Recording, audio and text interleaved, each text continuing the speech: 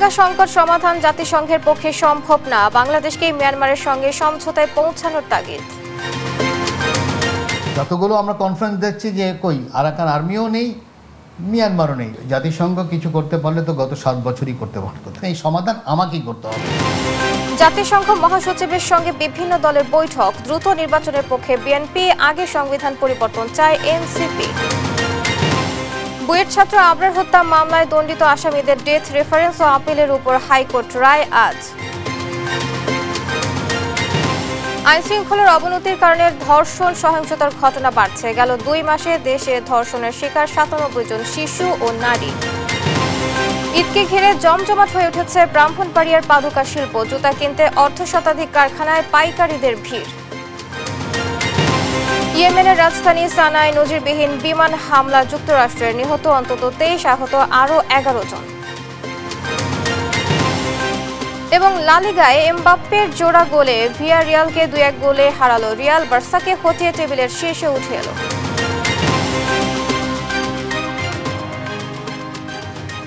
দেখছিলেন শিরোনাম সংবাদ সকালের, সঙ্গে আছি আমি আয়েশা বুবলি। এবার বিস্তারিত। রোহিঙ্গা সংকট সমাধান জাতিসংঘের পক্ষে সম্ভব না, তাদের আগ্রহ তহবিল সংগ্রহে, রোহিঙ্গা প্রত্যাবাসনে নয়। এ নিয়ে তারা ভাবছেও না, এমনটাই মনে করছেন বিশ্লেষকরা। তাই তাদের পরামর্শ, স্থায়ী সমাধান পেতে বাংলাদেশকেই মিয়ানমারের সঙ্গে সমঝোতায় পৌঁছাতে হবে। আরও জানাচ্ছেন জান্নাতুল মোহনা। বৃহস্পতিবার দ্বিতীয়বার বাংলাদেশ সফরে আসেন জাতিসংঘ মহাসচিব আন্তোনিও গুতেরেস। প্রধান উদ্দেশ্য কক্সবাজারে অবস্থানরত রোহিঙ্গা শরণার্থী শিবির পরিদর্শন। কি এমন উদ্বেগজনক পরিস্থিতি তৈরি হলো যার জন্য স্বয়ং হাজির জাতিসংঘের মহাসচিব? মূলত ইউএসএইড সহ বেশ কিছু সংস্থার তহবিল কাটছাঁটি এর অন্যতম প্রধান কারণ, যার প্রভাবে সরাসরি ক্ষতিগ্রস্ত হবে রোহিঙ্গারা। শুক্রবার রোহিঙ্গা ক্যাম্প পরিদর্শন শেষে দুঃখ প্রকাশ করে জাতিসংঘ মহাসচিব বলেন, গভীর মানবিক সংকটে পড়তে যাচ্ছে বাস্তুচ্যুত এ জনগোষ্ঠী। এজন্য আন্তর্জাতিক সম্প্রদায়কে জরুরি তহবিল গঠনের আহ্বান জানান তিনি। প্রায় 7 বছর ধরে বাংলাদেশে অবস্থানরত রোহিঙ্গা জনগোষ্ঠীর সংখ্যা 12 লাখের বেশি। দিন দিন যা বেড়েই চলছে। এই সংকট মোকাবেলায় স্থায়ী কোনো সমাধান এখনো আলোর মুখ দেখেনি। যদিও অনেকের ধারণা জাতিসংঘ মহাসচিবের এ সফরে হয়তো কোনো সমাধান আসতে পারে, কিন্তু কূটনৈতিক বিশ্লেষকদের পর্যবেক্ষণ, রোহিঙ্গা প্রত্যাবাসনে জাতিসংঘের মাথা ব্যথাই নেই। তারা ব্যস্ত তহবিল সংগ্রহে। তাই বাংলাদেশকেই সমাধান বের করতে হবে। জাতিসংঘ কিছু করতে পারলে তো গত 7 বছরই করতে পারতো, তাই না? তাহলে এখন কেন করতে যাবে? রিপ্যাট্রিয়েশন হওয়ার পরের দিন, যদি ধরেই নেই রিপ্যাট্রিয়েশন পরের দিন, তার হেলথ কে দেখবে? কোথায় মেডিসিন পাবে? কোথায় তার ফার্মাসিউটিক্যাল কোম্পানি কটা লাগবে? তো জাতিসংঘ এই কাজটা করছে না কেন? এই ঘোরাফেরা না করে জাতিসংঘ এই কাজটাও যদি করতো, যে হ্যাঁ আমার কাজ অলরেডি করা আছে, আমি এখন নেগোসিয়েশনে বসতে পারি। যতগুলো আমরা কনফারেন্স দেখছি যে কই আরাকান আর্মিও নেই, মিয়ানমারও নেই, তাহলে আমি কার সাথে সমাধান করব? তারা কখনো আগেও সিরিয়াস ছিল বলে আমার মনে হয় না, এখনো তারা সিরিয়াস নেই। এই সমাধান আমাকেই করতে হবে। বাস্তুচ্যুত রোহিঙ্গা জনগোষ্ঠীকে দ্রুত নিজ মাতৃভূমি মিয়ানমারে পাঠাতে আন্তর্জাতিক সম্প্রদায়েরও সহযোগিতা প্রয়োজন বলে মনে করছেন বিশ্লেষকরা। জান্নাতুল মোহনা, দেশ টিভি, ঢাকা। জাতীয় সংলাপের মাধ্যমে বাংলাদেশের শান্তি ও স্থিতিশীলতা ফিরিয়ে আনতে সহযোগিতা করতে প্রস্তুত জাতিসংঘ। রোহিঙ্গা সংকট সমাধানে বাংলাদেশকে সর্বাত্মক সহায়তা দেওয়া হবে বলে জানান জাতিসংঘের মহাসচিব আন্তোনিও গুতেরেস। শনিবার পররাষ্ট্র উপদেষ্টা মোহাম্মদ তৌহিদ হোসেনের সঙ্গে বৈঠক শেষে তিনি বলেন, রোহিঙ্গাদের জন্য বাংলাদেশ যা করেছে তা প্রশংসনীয়। এ সময় পররাষ্ট্র উপদেষ্টা মোহাম্মদ তৌহিদ হোসেন বলেন, বাংলাদেশের সংস্কারের সর্বোচ্চ সহযোগিতা থাকবে জাতিসংঘের। আরো জানাচ্ছেন সাদ আহমেদ। 4 দিনের সফরে তৃতীয় দিনে ব্যস্ত সময় পার করেছেন জাতিসংঘের মহাসচিব আন্তোনিও গুতেরেস। এদিন বিকেলে রাজধানীর এক হোটেলে পররাষ্ট্র উপদেষ্টার সঙ্গে যৌথ ব্রিফিংয়ে অংশ নেন তিনি। এ সময় তিনি রোহিঙ্গা ও বাংলাদেশের সহযোগিতায় আন্তর্জাতিক সম্প্রদায়কে আর্থিক ও রাজনৈতিক সহায়তার আহ্বান জানান। সেই সঙ্গে রোহিঙ্গাদের আশ্রয় দেওয়ার জন্য বাংলাদেশের ভূয়সী প্রশংসা করেন। Bangladesh has demonstrated solidarity and human dignity, often at significant social, environmental and economic costs. Strongly appeal to the international community to allow us to avoid this tragedy. In this spirit, we will continue standing with the people of Bangladesh as you navigate the challenges and opportunities ahead. গণতন্ত্র ও উন্নয়নের পথে এগিয়ে নিতে বাংলাদেশের জনগণের আশাবাদের কথা উল্লেখ করে অ্যান্তনিও গুতেরেস বলেন, দেশটি এখন একটি গুরুত্বপূর্ণ সময় পার করছে। সংস্কার ও পরিবর্তনের পথে জাতিসংঘ বাংলাদেশকে সব ধরনের সহযোগিতা করবে বলেও জানান তিনি। I am particularly pleased to be in Bangladesh at this important moment in your national journey. As the country undergoes a significant transition under the leadership of Chief Advisor Yunus, I recognize the people's hope for a future of greater democracy, justice and prosperity. The international community must play its part in supporting your efforts towards a just, inclusive and prosperous future. আলোচনা শেষে পররাষ্ট্র উপদেষ্টা জানান, বাংলাদেশের সংস্কারে সর্বোচ্চ সহযোগিতা থাকবে জাতিসংঘের। He appreciated the complexities of the reform process for a free and fair election and a real transformation of the country. He promised the UN's total commitment to the reform process under the leadership of Honorable Chief Advisor and said he will do whatever he can to support the endeavors of the interim government and stand by Bangladesh and its people. Rohingya প্রত্যাবাসনে জাতিসংঘের সর্বাত্মক সহযোগিতার আশ্বাসের পাশাপাশি তিনি জানান, এখনই সময় মিয়ানমারের সব পক্ষের উপর চাপ প্রয়োগ করার। And it is time that we unify our efforts to press on the Myanmar authorities. জাতিসংঘের মহাসচিব অ্যান্তনিও গুতেরেসের বাংলাদেশ সফর অন্তর্বর্তী সরকার এবং ভবিষ্যৎ বাংলাদেশের জন্য অত্যন্ত অর্থবহ বলে মন্তব্য করেন পররাষ্ট্র উপদেষ্টা। সাদ আহমেদ, দেশ টিভি, ঢাকা। দ্রুত নির্বাচন কেন্দ্রিক সংস্কার শেষ করে নির্বাচন চায় বিএনপি, আর সংস্কার টেকসই করতে গণপরিষদের মাধ্যমে সংস্কার হতে হবে বলে জানায় এনসিপি। অন্যদিকে টেকসই গণতন্ত্রের জন্য সংস্কার জরুরি বলে মনে করে জামায়াতে ইসলামী। শনিবার রাজধানীর হোটেল ইন্টারকন্টিনেন্টালে জাতিসংঘ মহাসচিব অ্যান্তনিও গুতেরেসের সঙ্গে বৈঠক শেষে এসব কথা জানান দলগুলোর নেতারা। হাসান মাহমুদের রিপোর্ট। শনিবার দুপুরে হোটেল ইন্টারকন্টিনেন্টালে দেশের সমসাময়িক পরিস্থিতি ও গণতান্ত্রিক উত্তরণের পথে করণীয় বিষয়ে রাজনৈতিক দল, সংস্কার কমিশন ও সমাজের তরুণ প্রতিনিধিদের সঙ্গে বৈঠকে বসেন জাতিসংঘের মহাসচিব অ্যান্তনিও গুতেরেস। যোগ দেন বিএনপি, জামাত, জাতীয় নাগরিক পার্টি, এবি পার্টি, গণসংহতি আন্দোলন সহ জুলাই অভ্যুত্থানে অংশ নেয়া রাজনৈতিক দলের নেতারা। প্রায় 2 ঘন্টার বৈঠক শেষে গণমাধ্যমের সঙ্গে কথা বলেন তারা। এ সময় দ্রুত সংস্কার শেষে নির্বাচন দরকার বলে জানান বিএনপি মহাসচিব। মূলত যে নির্বাচন কেন্দ্রিক যে বিষয়গুলো আছে সেগুলো করে ফেলা এবং তার দ্রুত ইলেকশন করা এবং একটা পার্লামেন্টের মাধ্যমে বাকি বিষয়গুলোকে আপনার করতে হবে। এটা একটা চলমান প্রক্রিয়া। তবে গণপরিষদের মাধ্যমে সংবিধান সংস্কার করা না হলে তা টেকসই হবে না বলে জানান জাতীয় নাগরিক পার্টির আহ্বায়ক। সংবিধান সংস্কার বিষয়ে আমাদের যেটা বক্তব্য সেটা আমরা বলেছি যে আমরা গণপরিষদের মাধ্যমে নতুন সংবিধানই বলি, সংবিধান সংস্কারই বলি। গণপরিষদ ছাড়া সংবিধানের মৌলিক কোনো পরিবর্তন আসলে কিন্তু টেকসই হবে না। সেই জায়গা থেকে আমরা গণপরিষদ নির্বাচন চাচ্ছি। টেকসই গণতন্ত্রের জন্য জাতীয় ঐক্য ধরে রাখার কথা জানিয়েছেন জামায়াতে ইসলামের নায়েবে আমির। কমিটি যেটা আছে তার সাথে এবং বাংলাদেশের স্থানীয় রাজনৈতিক দলগুলোর সাথে বসেছেন, সেখানে আমরা সংস্কারের ব্যাপারে কথা বলেছি, একটা ফেয়ার নির্বাচনের ব্যাপারে আমরা কথা বলেছি, টেকসই গণতন্ত্রের ব্যাপারে আমরা কথা বলেছি এবং জাতীয় ঐক্যের ব্যাপারে আমরা কথা বলেছি। আর সংবিধান সংস্কার পরিষদের নির্বাচনের মাধ্যমে টেকসই সংস্কার হবে বলে মত দিয়েছেন গণসংহতি আন্দোলনের প্রধান। এটা জনগণের ইচ্ছা অভিপ্রায় আকারে যাতে হয় সংবিধান সংস্কার সহ সমস্ত, সে কারণেই আগামী সংসদ নির্বাচন সংবিধান সংস্কার পরিষদ হিসেবে হওয়া দরকার। তবে আওয়ামী লীগ ও তার সহযোগীদের বিচার, সংস্কার ও নির্বাচন এই 3 বিষয়ে জাতিসংঘের সহযোগিতা চান এবি পার্টির সাধারণ সম্পাদক ব্যারিস্টার আসাদুজ্জামান ফুয়াদ। এখনো পতিত স্বৈরাচার শেখ পরিবারের 3 জন আত্মীয় কাজ করছে। আমি জাতিসংঘের মহাসচিবকে বলেছি, জাতিসংঘ যেহেতু মানবাধিকারের বিচার চায়, ইনসাফ চায়, ইনসাফটা শুরু করতে হবে জাতিসংঘের নিজের অফিস থেকে। রাজনৈতিক দলগুলোর নানা প্রস্তাবের প্রেক্ষিতে বাংলাদেশের পাশে থাকার প্রতিশ্রুতি দিয়েছেন জাতিসংঘ মহাসচিব অ্যান্তনিও গুতেরেস। হাসান মাহমুদ, দেশ টিভি, ঢাকা। বুয়েট ছাত্র আবরার ফাহাদ হত্যা মামলায় দণ্ডিত আসামিদের ডেথ রেফারেন্স ও আপিলের উপর আজ রায় ঘোষণা করবেন হাইকোর্ট। বিচারপতি এ.কে.এম. আসাদুজ্জামান ও বিচারপতি সৈয়দ এনায়েত হোসেনের হাইকোর্ট বেঞ্চে রায় ঘোষণার জন্য মামলাটি কার্যতালিকায় এসেছে। এর আগে শুনানি শেষে গেল 24 ফেব্রুয়ারি হাইকোর্ট মামলাটি রায়ের জন্য অপেক্ষমান রাখেন। 2019 সালের 6 অক্টোবর বুয়েটের শেরেবাংলা হল থেকে তড়িৎ ইলেকট্রনিক্স প্রকৌশল বিভাগের দ্বিতীয় বর্ষের ছাত্র আবরার ফাহাদের লাশ উদ্ধার করা হয়।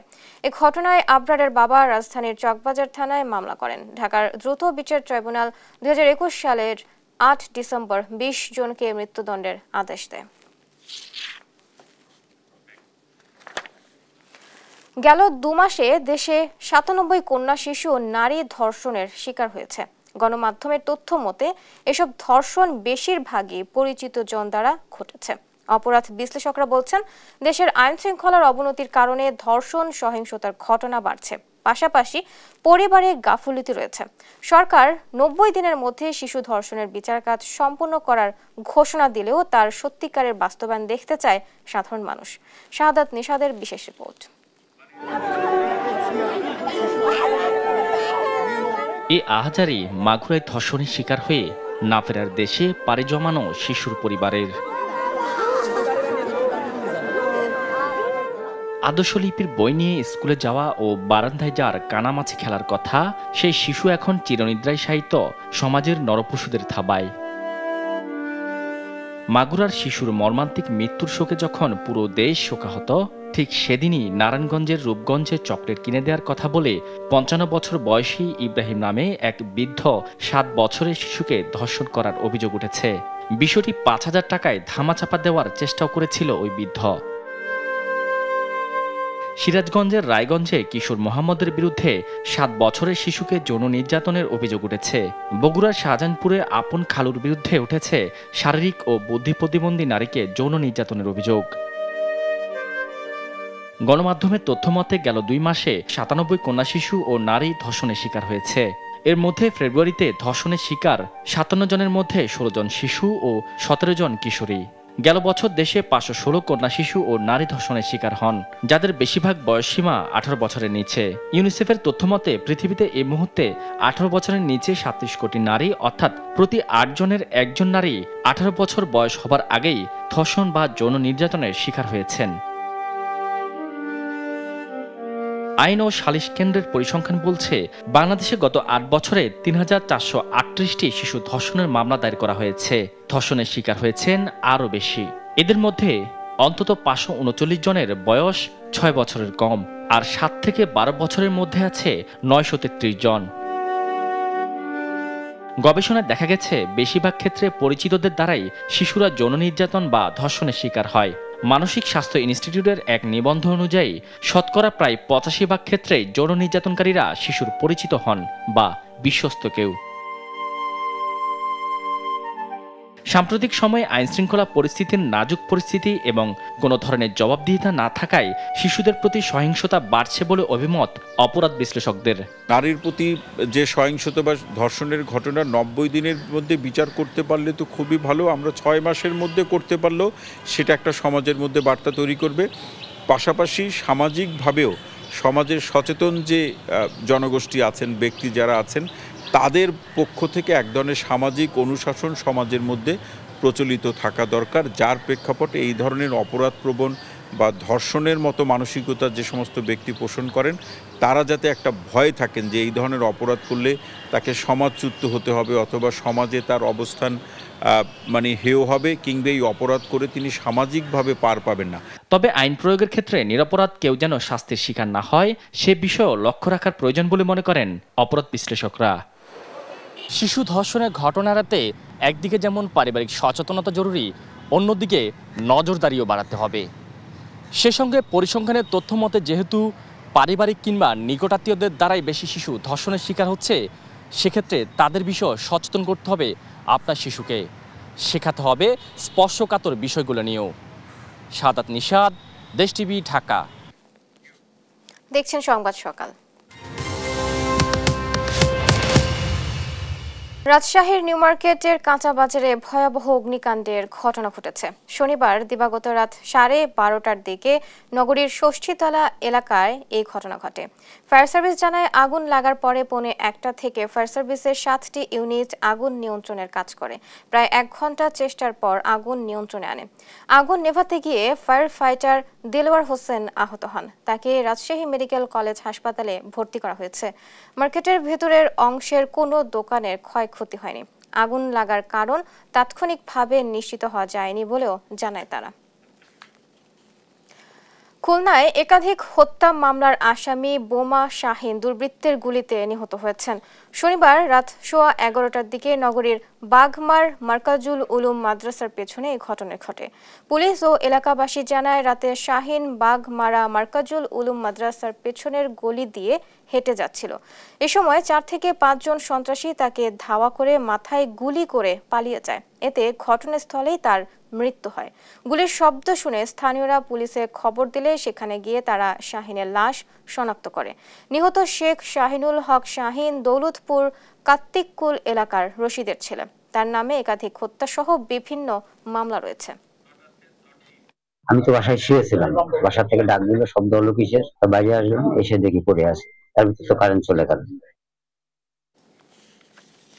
ঈদ ঘিরে জমজমাট হয়ে উঠেছে ব্রাহ্মণবাড়িয়ার ঐতিহ্যবাহী পাদুকা শিল্প। জেলায় অর্ধশতাধিক কারখানায় পাদুকা উৎপাদনে চলছে দিন রাতের ব্যস্ততা। দামে কম ও মানসম্মত হওয়ায় আশপাশের জেলার পাইকাররা জুতা কিনতে ভিড় করছেন কারখানাগুলোতে। মালিকরা জানান সরকারি পৃষ্ঠপোষকতা পেলে বিদেশে রপ্তানি সহ বাড়বে কর্মসংস্থান। সহকর্মী মেহেদী নূর পরশের পাঠানো তথ্য ছবিতে জানাচ্ছেন শামীম হোসেন। ঈদ ঘনিয়ে আসায় কর্মব্যস্ততা চলছে ব্রাহ্মণবাড়িয়ার অর্ধশতাধিক পাদুকা কারখানায়। ক্রেতার চাহিদা মাথায় রেখে কারখানাগুলোতে তৈরি হচ্ছে নারী, পুরুষ ও শিশুদের জন্য বাহারি জুতা। জেলায় 38টি অটো কারখানা ছাড়াও 20টিরও বেশি হাতে তৈরির পাদুকা কারখানা রয়েছে, যেখানে প্রতিদিন উৎপাদিত হচ্ছে প্রায় 1 লাখ জোড়া জুতা। একসময় ভারত, চায়না সহ বিদেশি জুতাই বাজার দখলে থাকলেও দিন দিন বাজারে চাহিদা বাড়ছে এসব জুতার। গুণগত মান ও সুলভ মূল্য হওয়ায় ঢাকা, চট্টগ্রাম, সিলেট, কুমিল্লা, বরিশাল সহ দেশের বিভিন্ন প্রান্ত থেকে পাইকাররা ভিড় করছেন কারখানাগুলোতে। কারখানা মালিকরা জানান শবে বরাতের পর থেকে বেড়েছে ব্যস্ততা, আর এসব কারখানায় কাজ করছে 5 থেকে 6 হাজার শ্রমিক। এদের কিনে কাজ করতেছি, দেখা যাচ্ছে 7 ঘন্টা 8 ঘন্টা আমরা ডিউটি করি। সেম কোয়ালিটি, সেম চায়না মাল। জুতা যত প্রকার ডিজাইন আছে, রঙের লাল, কালো, ব্লু, সাদা যতগুলো ডিজাইন আছে আমরা এই ডিজাইনগুলো করে থাকি। আর সরকারি পৃষ্ঠপোষকতা পেলে জেলায় উৎপাদিত জুতা বিদেশে রপ্তানি সহ কর্মসংস্থানের পরিধি বাড়বে বলে মনে করেন পাদুকা শিল্প সমিতির এই নেতা। ব্রাহ্মণবাড়িয়া অন্তত বাংলা এবং পিও মিলে 5 থেকে 6 হাজার শ্রমিক আছে, এরাও কাজে লাগছে। আমাদের সরকার যদি আমাদেরকে লোন দিয়ে আমাদেরকে কিছু সহযোগিতা করে, তাহলে আরো এই শিল্পটা ভালো হইবার চিন্তা ভাবনা আমাদের আছে ইনশাআল্লাহ। পাদুকা শিল্পের স্বয়ংসম্পূর্ণতা অর্জনের মাধ্যমে এগিয়ে যাবে দেশ, এমনটাই প্রত্যাশা সবার। নিউজ ডেস্ক, দেশ টিভি। শরীয়তপুরে কালোজিরার মধু আহরণ ও মৌ বাক্সের পরিচর্যায় ব্যস্ত সময় পার করছেন মৌচাষীরা। ঔষধি গুণ সম্পন্ন হওয়ায় অন্যান্য মধুর চাইতে কালোজিরার মধুর বাজারে দাম ভালো পাচ্ছেন চাষিরা। আর জমির পাশে মৌ বাক্স বসানোয় বেড়েছে ফসলের উৎপাদন। এতে খুশি স্থানীয় কৃষক ও বিভিন্ন জেলা থেকে আসা মৌচাষীরা। সহকর্মী সাইফুল ইসলাম আকাশের রিপোর্ট জানাচ্ছেন নুসরাত শোভা। শরীয়তপুরের বিস্তীর্ণ ফসলের মাঠ কালোজিরার হালকা নীলাভ ফুলের দখলে। ক্ষেতের পাশে বসানো হয়েছে সারি সারি অস্থায়ী মৌবাক্স। ফুলের পাপড়ির মাঝে রেণু থেকে মধু সংগ্রহ করছে মৌমাছি, আর মৌচাষীরা ব্যস্ত মৌবাক্স পরিচর্যা আর মধু আহরণে। কালোজিরার মধু আহরণ ভালো হওয়ায় আর তুলনামূলক দাম বেশি পাওয়ায় খুশি বিভিন্ন জেলা থেকে আসা মৌ খামারিরা। বাজারে প্রচুর চাহিদা কালোজিরা মধু, আর কালোজিরা মধু আমরা প্রতি দিনে 10 কেজি অনুমান এরকম একটা পাওয়া যায়। অস্থায়ী মৌচাষীদের জমির পাশে কাজ করতে দেয় লাভবান হচ্ছেন কৃষকরা। সেই সঙ্গে পরাগায়নের ফলে আগের তুলনায় বেড়েছে ফসলের ফলনও। তাই জমির পাশেই মৌচাষীদের বসতে দিয়েছে স্থানীয় কৃষকরা। ফুলের থেকে মধু আহরণ করলে আমাদের ফসলের ক্ষতি হয়, এখন দেখে যে আমাদের এটা ক্ষতি হয় না। আমাদের পূর্বপুরুষ যেরকম আমাদের ফসল আসছে এখন আমার ওরকম ফসলে আসে, কোনো ক্ষতি হয় না, এবং এরা যখন আসে বর্ষার জন্য আমরা নিরাপদের একটা ব্যবস্থা করে দিই। কালোজিরার মধুকে জেলার ব্র্যান্ডি পণ্য হিসেবে ঘোষণা করা হয়েছে। কৃষি অফিস ও খামারিদের সমন্বয় ঘটানো গেলে জেলা থেকে অন্তত 100 কোটি টাকার মধু উৎপাদন সম্ভব বলে জানিয়েছে মধু আহরণকারী প্রতিষ্ঠান হাসকা এগ্রো ফার্ম। শরীয়তপুরে সবচেয়ে ভালো কোয়ালিটির কালোজিরা ফুলের মধু উৎপাদন হয় এবং শরীয়তপুর জেলা প্রশাসন কর্তৃক এই মধুকে জেলা ব্র্যান্ডিং পণ্য হিসেবে ঘোষণা করা হয়েছে। এবং এই মধুটাকে যদি আমরা একটু কৃষি অফিস এবং যদি খামারিদের সমন্বয় করানো যায় তাইলে এর মধু প্রায় শরীয়তপুর থেকেই প্রায় 100 কোটি টাকার কালোজিরা ফুলের মধু উৎপাদন করা সম্ভব। জেলায় কালোজিরা থেকে বেশ ভালো মধু আহরণ হয়। আর ফসলের আবাদ বাড়াতে মোয়ালদের ফসলি জমির পাশে বসতে দিয়ে কৃষকদের উদ্বুদ্ধকরণের কথা জানিয়েছেন কৃষি বিভাগ। আমরা কৃষকদের উদ্বুদ্ধ করি যেন মোয়ালদের মৌমাছির বক্স স্থাপনের সহায়তা করে, এতে করে তাদের পরাগায়নে সহায়তা হবে। এবং আমরা সবসময় কৃষকদের পরামর্শ দিচ্ছি যে তাদের যদি সহায়তা করে তাহলে আমাদের মধু ফসল উৎপাদন আরো বৃদ্ধি পাবে। এবার কালোজিরার মধু আহরণের জন্য মৌবাক্স বসানো হয়েছে 2010টি। মধু উৎপাদনের লক্ষ্যমাত্রা 9650 কেজি। নিউজ ডেস্ক, দেশ টিভি। কুষ্টিয়ার তিলের খাজার নাম শোনেননি বা খায়নি এমন মানুষ বাংলাদেশে পাওয়া যায়। হাতে তৈরি খেতে দারুণ সুস্বাদু কুষ্টিয়ার তিলের খাজা 150 বছরের ঐতিহ্য হারাতে বসেছে। ক্রেতা আকৃষ্ট করতে নানা রকম হাঁকডাকের মাধ্যমে বাস স্টেশন সহ বিভিন্ন জায়গায় বিক্রি হতে দেখা যায় কুষ্টিয়ার বিখ্যাত তিলের খাজা। তবে আর্থিক অনটন আর পৃষ্ঠপোষকতার অভাবে হারিয়ে যাবার চ্যালেঞ্জ মোকাবেলা করছে এই শিল্প। 2023 সালে এ পণ্য জিআই স্বীকৃতি পেল এখনও নানা সমস্যায় জর্জরিত। ইরফান রানার ক্যামেরায় কুষ্টিয়া থেকে নাহিদ হাসান তিতাসের রিপোর্ট। এভাবে চিনি জ্বালিয়ে নির্দিষ্ট ঘনত্ব আসার পর হালকা ঠান্ডায় জমাট বেঁধে চিনির শিরা বা মন্ডা তৈরি করা হয়। সেই মন্ডা দোডালা গাছে পেঁচিয়ে হাতে টানা হয়। হালকা বাদামি থেকে সাদা রঙে পরিণত হলেই কারিগর তার নিপুণ হাতের ভাঁজের টানে ভেতরের অংশ ফাঁপা করে, পরে বিছিয়ে রেখে তা নির্দিষ্ট মাপে কাটা হয়। ওই কাটা অংশের উপরে মেশানো হয় খোসা ছাড়ানো তিল, এরপর করা হয় প্যাকেটজাত। এভাবেই রাতভর শ্রমিকদের হাতের কসরতে তৈরি হয় কুষ্টিয়ার বিখ্যাত তিলের খাজা, যা সকাল হলেই ছড়িয়ে পড়ে জেলাসহ দেশের বিভিন্ন প্রান্তে। এখানে ধরেন হাতের সাহায্যে এই যে ফাপগুলো আছে এই ভিতরে এই ফাপগুলো তৈরি করি। শুধু তিল, চিনি আর দুধ ছাড়া অন্য কিছু নাই। অখণ্ড ভারতীয় উপমহাদেশের সময়কালে তিলের খাজার প্রচলন ঘটে কুষ্টিয়ায়। সে সময় বেশ কয়েকটি কারখানা থাকলেও বর্তমানে বিখ্যাত ভাই ভাই তিলের খাজা নামে মিলপাড়ায় এখন একটি মাত্রই কারখানা রয়েছে। স্বাধীনতার পর দেশের অনেক কিছু বদলালেও ভাগ্য বদলায়নি এ শিল্পের সাথে জড়িতদের। চিনি ও তিলের দাম বাড়াই লাভ অনেক কমে যাওয়ায় সংকটের মধ্যে পড়েছে এই শিল্প।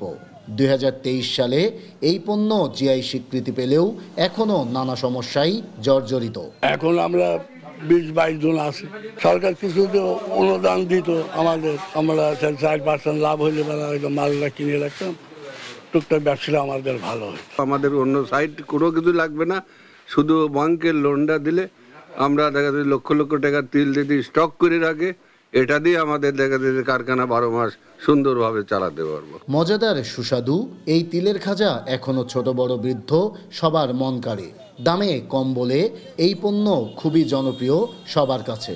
আজকে নিয়েছে আপনার 5 কেজির মতো নিয়ে আসে, আমাদের বেচা কিনা করতে কিছু থাকেও যায়, 2 দিন লাগে যায়। খুবই সুস্বাদু এবং ভালো, এবং এটা জিআই স্বীকৃতিপ্রাপ্ত, তাই আমরা কুষ্টিয়াবাসী এর জন্য গর্বিত। কুষ্টিয়ার ব্র্যান্ডিং এই শিল্পকে টিকিয়ে রাখতে এর সাথে জড়িতদের সব ধরনের সহযোগিতার আশ্বাস জেলা প্রশাসকের। যারা সংশ্লিষ্ট আছেন তারা যদি আমাদের কাছে এসে আমাদের কাছে লিখিতভাবে জানান যে তাদের এই সমস্ত আর্থিক সহযোগিতা প্রয়োজন, ঋণ প্রয়োজন, শুধু তাই নয় ঋণের বাইরেও যদি আমাদের কোনো সুযোগ থাকে, যে সমস্ত সুযোগ আমরা সরকারের পক্ষ থেকে দিয়ে থাকি বিভিন্ন এসএমই এন্টারপ্রেনারদের, অবশ্যই আমি সবগুলা তাদের জন্য ব্যবস্থা করব। জিআই স্বীকৃতিপ্রাপ্ত বিলুপ্তপ্রায় এই শিল্পকে টিকিয়ে রাখতে দ্রুত বাস্তবসম্মত পদক্ষেপের দাবি জেলাবাসীর। নাহিদ হাসান তিতাস, দেশ টিভি, কুষ্টিয়া। খুলনার তলবওয়ালা জামে মসজিদের ভেতর ও বাইরের সৌন্দর্য এবং আলোকসজ্জায় মুগ্ধ দর্শনার্থীরা। নামাজ পড়তে আসার পাশাপাশি দূর দূরান্ত থেকে মসজিদটি দেখতে আসে অনেকেই। খুলনা বিভাগের মধ্যে সবথেকে দৃষ্টিনন্দন মসজিদ এটা দাবি দর্শনার্থীদের। সহকর্মী নূর ইসলাম রকির পাঠানো তথ্য ও ছবিতে জানাচ্ছেন অঙ্কন চৌধুরী। খুলনা বিভাগের সর্বোচ্চ মিনার 226 ফুট উঁচু তালাবলা জামে মসজিদটি মুসলমান পাড়ায় অবস্থিত। মসজিদটির 4টি গম্বুজ রয়েছে এবং এর সঙ্গে জামিয়া ইসলামিয়া আরাবিয়া দারুল উলুম মাদ্রাসা অবস্থিত। প্রাঙ্গণে সুপারি নারকেল, ক্যাকটাস, ঝাউগাছ ও অর্কিড লাগানো হয়েছে এবং ভেতরে আন্তর্জাতিক মানের লাইট ফিটিংস ও কাঠের কারুকার্য রয়েছে। মসজিদে পশুর চামড়ায় খোদাই করা কোরআনের বাণী এবং নারকেল গাছ দিয়ে বসার ব্যবস্থা করা হয়েছে। মসজিদটি রাতে আলোকসজ্জায় আকর্ষণীয় হয়ে ওঠে। 1967 সালে প্রতিষ্ঠিত মসজিদটি আল্লামা শামসুল হক ফরিদির অনুপ্রেরণায় এবং মরহুম হাজী আব্দুল হাকিম জমাদ্দারের পৃষ্ঠপোষকতায় মাওলানা মুজিবুর রহমান নির্মাণ করেছে। এটি নির্মাণশৈলী ও পরিবেশের জন্য বিখ্যাত এবং দূর দূরান্ত থেকে মুসল্লিরা এখানে নামাজ পড়তে আসেন। জুমার দিন না, বাকি তারপরেও এই জোরের রক্তেও প্রায় মসজিদটা ভরে গেছে, অনেক মুসল্লি। আলহামদুলিল্লাহ, এসব অনেক ভালো লাগলো আর কি। এই মাদ্রাসা যেমন সুন্দর, শিক্ষার মান ততটা উন্নত। মসজিদটা অনেক উন্নত, বিভিন্ন জায়গা থেকে পর্যটকরা এই মসজিদে ঘুরতে আসে। এখানে শুক্রবারের দিন খুলনা সহ খুলনার বাইরে থেকে অনেক মুসল্লি সমাগম হয়। রাত্রেবেলা এখানে আরো লাইটের জন্য যে লাইটিং করা হয়েছে, এটার জন্য আরো অনেক সৌন্দর্য জাঁকজমক হয়ে যায়। তালাবওয়ালা মসজিদ খুলনার একটি দৃষ্টিনন্দন মসজিদ, যার মিনার, গম্বুজ ও গেট বিশেষ আকর্ষণীয়। মসজিদের ভেতরে পশুর চামড়ায় হাদিস খোদাই করা রয়েছে এবং দাঁড়িয়ে নামাজ পড়তে না পারা মুসল্লিদের জন্য নারকেল গাছের তৈরি বসার চেয়ার রয়েছে। জুম্মার দিনও মসজিদে অনেক মুসল্লি উপস্থিত হন। আমাদের এই মসজিদে প্রায় 2000 মুসল্লি একসাথে নামাজ পড়তে পারেন এবং ঈদের নামাজও 2টা ঈদের নামাজ এখানে হয় এবং অনেক দূর দূরান্ত থেকে পর্যটকরা এখানে দেখতে আসেন। এটি একটি ঐতিহ্যবাহী মাদ্রাসা ও মসজিদ যা দেখভাল করছেন আলহাজ মোহাম্মদ আব্দুল জব্বার জমাদ্দার। এখানে 2000 মুসল্লি একসঙ্গে নামাজ পড়তে পারেন এবং দূর দূরান্ত থেকে মুসল্লিরা নামাজ পড়তে আসেন। নিউজ ডেস্ক, দেশ টিভি। দেশের অন্যতম আম উৎপাদনকারী জেলা নওগাঁয়ে গত কয়েক বছরের মধ্যে এবার আমের মুকুল সবচেয়ে বেশি এসেছে। এ বিষয়ে বিস্তারিত জানাতে সরাসরি যুক্ত হচ্ছেন সহকর্মী কামাল হোসেন। কামাল, এবার আম চাষিরা কেমন ফলন প্রত্যাশা করছেন, এ বিষয়ে বিস্তারিত জানাবেন। বুবলি, দেশের আম উৎপাদনের অন্যতম জেলা নওগাঁয় এবারে বিগত কয়েক বছরের তুলনায় রেকর্ড পরিমাণ মুকুল এসেছে এবং এখন পুরো ভরা মৌসুম চলছে আমের পরিচর্যার জন্য। কৃষকরা গাছে কীটনাশক প্রয়োগ করা থেকে শুরু করে সব রকমের পানি দেওয়া থেকে শুরু করে সব রকমের পরিচর্যায় ব্যস্ত আছে। আপনি যদি আমরা দেখানোর চেষ্টা করবো, আমার পিছনে আম বাগানে বেশ কিছু কৃষকরা এখানে কীটনাশক স্প্রে করছে, কেউ কেউ পানি দিয়ে গাছের গোড়া ভিজিয়ে রাখার চেষ্টা করছে এবং আমের এখন গুটি আসতে শুরু করেছে। মোটামুটি কিছুদিনের মধ্যেই গুটি আসা শেষ হবে। তবে এই মুহূর্তে গুটি মোটামুটি 10 থেকে 15%, কোনো বাগানে 25% গুটি আসছে। বুবলি, জানিয়ে রাখি, নওগাঁ জেলা কৃষি সম্প্রসারণ অধিদপ্তরের হিসাব মতে নওগাঁ এবারে 30,500 হেক্টর জমিতে আম চাষ করা হয়েছে। গত বছর এই পরিমাণ।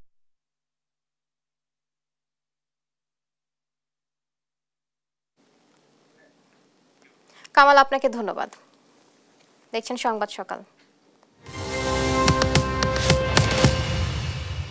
এবার আন্তর্জাতিক। ইয়েমেনের রাজধানী সানায় নজিরবিহীন বিমান হামলা চালিয়েছে যুক্তরাষ্ট্র। শনিবার এই হামলায় নিহত হয় অন্তত 23 জন, আহত হয় আরও 11 জন। এর আগে লোহিত ও আরব সাগরের ইসরায়েলি জাহাজে হামলার হুমকি দেয় ইরান সমর্থিত বিদ্রোহী গোষ্ঠী হুথি। জারি জবাবে গোষ্ঠীটির উপর হামলার নির্দেশ দেন মার্কিন প্রেসিডেন্ট ডোনাল্ড ট্রাম্প। এতে রাজধানী সানায় হুথিকে লক্ষ্য করে বিমান হামলাটি চালায় মার্কিন সামরিক বাহিনী। এছাড়া হুথিকে সমর্থন দেয়া থেকে ইরানকে বিরত থাকার হুঁশিয়ারও দেন মার্কিন প্রেসিডেন্ট। যুক্তরাষ্ট্রের মধ্য ও দক্ষিণাঞ্চলে টর্নেডো ও ঝড়ের আঘাতে নিহত অন্তত 30 জন। এর মধ্যে মিসৌরি অঙ্গরাজ্যে নিহত হয় 12 জন। জাতীয় আবহাওয়া কেন্দ্র জানায়, শুক্রবার রাত ও শনিবার ভোর পর্যন্ত 26টি টর্নেডো আঘাত হানে যুক্তরাষ্ট্রে। ঝড়ের আঘাতে ধ্বংসস্তূপে পরিণত হয় 5টি অঙ্গরাজ্যের অসংখ্য বাড়িঘর। তীব্র বাতাস ও বজ্রপাতের পূর্বাভাস থাকায় জারি করা হয় জরুরি ব্যবস্থা। এছাড়া সাধারণের নিরাপদে সরিয়ে নিতে কাজ করছে স্থানীয় প্রশাসন।